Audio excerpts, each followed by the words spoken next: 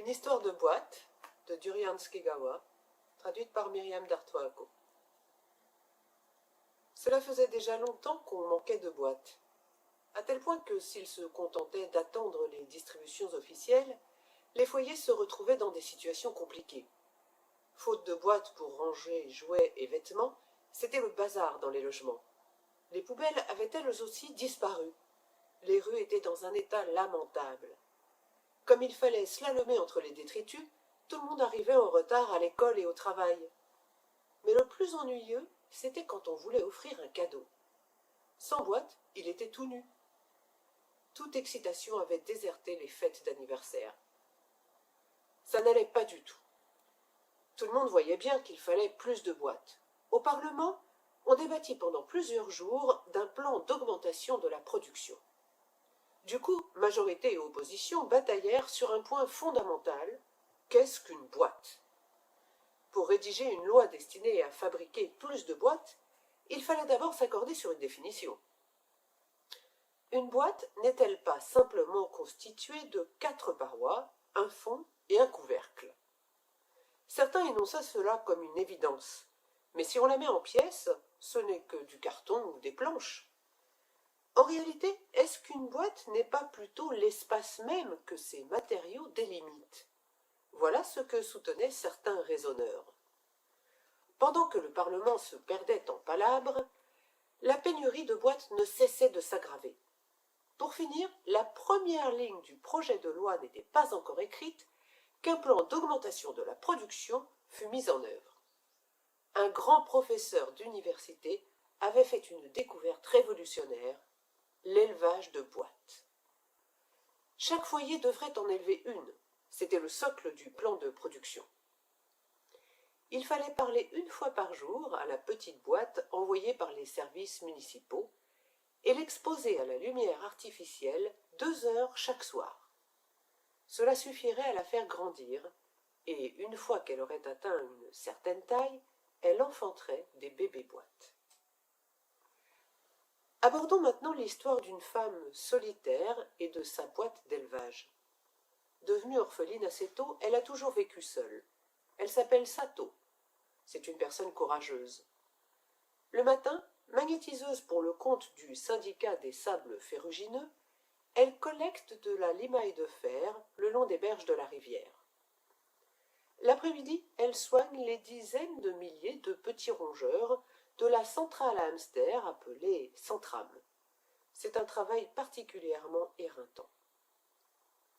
Les multiples étages de la centrale sont à peine plus hauts que les roues à hamster qui servent de générateurs. Les humains y pénètrent à plat ventre, en rampant comme des militaires. Dans cette posture, ils prodiguent graines de tournesol et encouragement aux hamsters exténués, et quand ils en trouvent un mort, ils le remplacent par un nouveau. Sato tire chaque jour des dizaines de cadavres hors de la centrale. Chaque fois, cela lui fend le cœur. Elle avait une forte tendance à l'empathie. Aussi n'était-elle pas très chaude pour élever une boîte.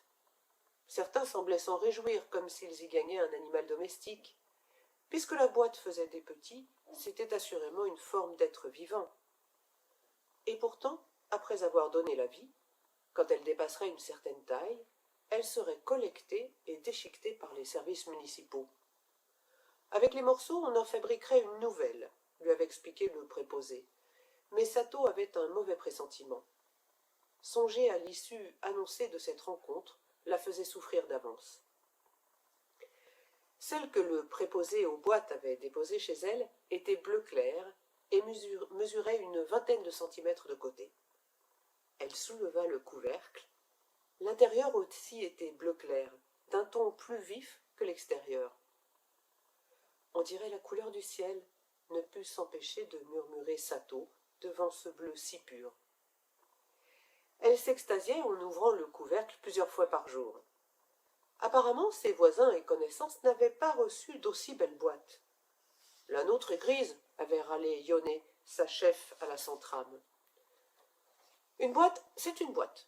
Il ne faut pas faire de comparaison, se morigéna Sato, faisant un effort pour se montrer indifférente, alors qu'elle sentait poindre en elle comme une bête fertée de mer. Quand tu auras fait des petits, les services municipaux viendront te récupérer. Donc je ne peux pas trop m'attacher à toi. Pardon ? Mais en réalité, elle était profondément attirée par le bleu de la boîte. Il lui suffisait de la regarder fixement pour avoir l'impression de contempler le ciel. Elle s'attendait presque à voir des nuages se former à l'intérieur. Quelle chance elle avait eue de ne pas hériter d'une boîte grise. La boîte fut installée dans la pièce voisine de sa chambre à coucher. Suivant les consignes de la mairie, elle lui parlait tous les jours. Malgré elle, ses commentaires se faisaient de plus en plus passionnés. « Tu es une belle boîte, très jolie. Je suis sûre que quand tu seras grande, ta beauté rendra toutes les autres boîtes jalouses. Tu es une si belle boîte, que pourrais-je y ranger? N'aie pas peur de donner naissance à tes enfants, je suis là. » Et ainsi de suite. La boîte restait muette, mais le soir, quand Sato la mettait sous la lumière, il arrivait qu'un frisson fugitif, comme une vague, fasse frémir ses flancs et son couvercle. En même temps, elle oscillait imperceptiblement. Et le lendemain matin, sans exception, elle avait un peu grandi. Au bout de 2 mois, elle avait doublé de taille. Il s'écoula encore 1 mois et elle continua à grandir. C'était désormais une boîte d'environ 60 centimètres de côté. À peine quelques jours plus tard, Sato, qui avait ouvert la boîte, s'écria en la prenant dans ses bras. « C'est pas possible, elle a vraiment fait des bébés !»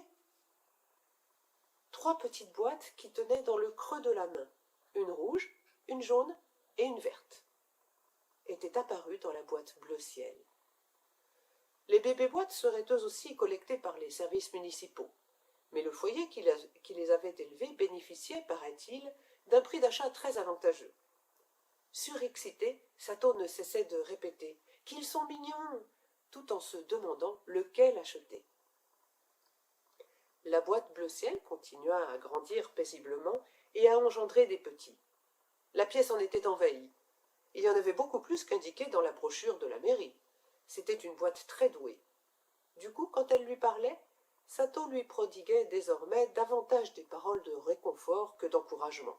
« C'est bon, tu peux te reposer maintenant, » susurrait-elle en lui caressant le couvercle et les flancs. « Tu as fait assez de petits. » La boîte, transportée dans sa chambre à coucher, devint sa confidente. Pourquoi son lot était-il d'être seul?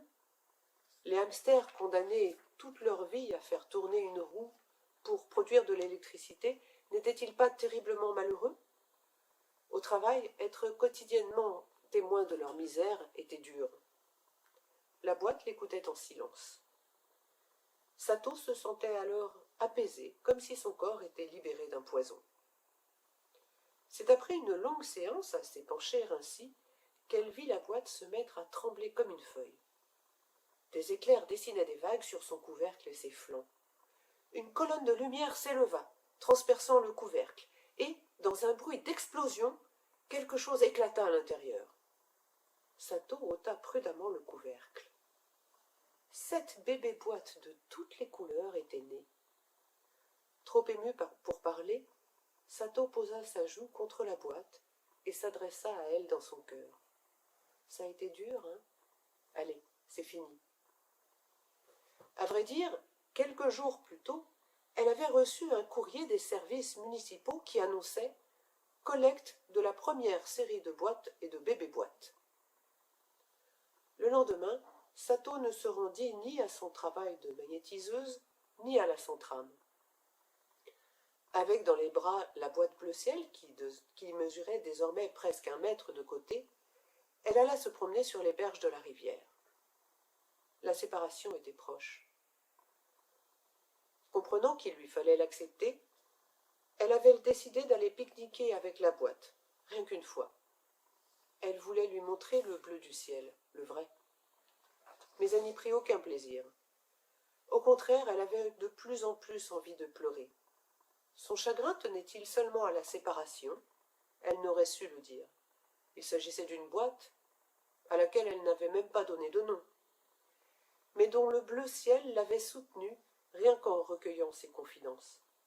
Et pourtant, elle allait être broyée. Elle allait disparaître. Dis quelque chose !» Quand elle lui chuchota ces mots, Sato était au bord des larmes. Les promeneurs le long des berges les regardaient, la boîte et elle. Quand elle s'en aperçut, elle se leva pour ôter le couvercle.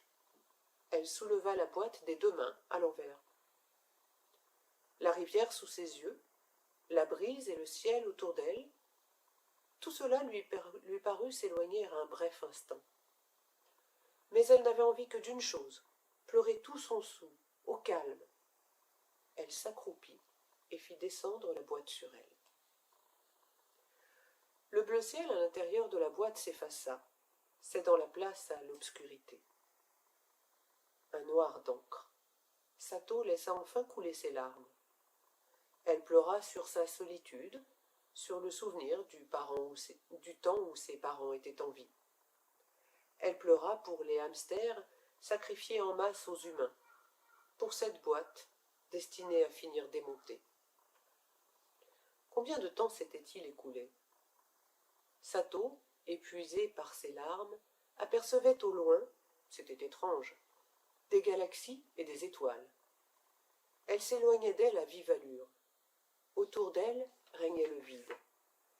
Elle avait beau tendre les mains et les jambes, les parois de la boîte n'étaient nulle part. Elle flottait, seule, dans des ténèbres immenses. Mais, à force de se frotter les yeux, elle discerna un peu partout une multitude de lumières qui scintillaient presque imperceptiblement. Elle comprit aussi que c'était précisément à cause du vide qu'elle cherchait à naître. Étaient-ce des bébés-boîtes ou des poussières d'étoiles? La véritable nature de ces palpitements lui échappait, mais c'était bien ainsi. Elle comprenait petit à petit que son propre corps avait disparu, quel était l'espace qui assistait à ses naissances. La boîte avait renfermé le tout. Cette réalisation fut sa dernière pensée consciente. La boîte bleu ciel abandonnée sur les berges, signalée par un habitant, fut récupérée le jour même par le préposé aux boîtes. Quand on la déchiqueta, il en tomba une goutte d'eau, mais nul ne la remarqua. Nul ne sut non plus qu'aux confins de l'univers, une galaxie était née.